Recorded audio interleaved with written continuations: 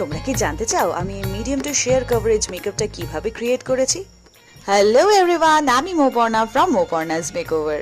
তাহলে কিন্তু get ready with me ভিডিওতে আমার সাথে থাকতে হবে। ভিডিওর শুরুতেই একটা ছোট্ট টিপস, এই গরমে নিজের মেকআপকে ইনট্যাক্ট রাখতে গেলে লেয়ার কমিয়ে দিতে হবে মেকআপের।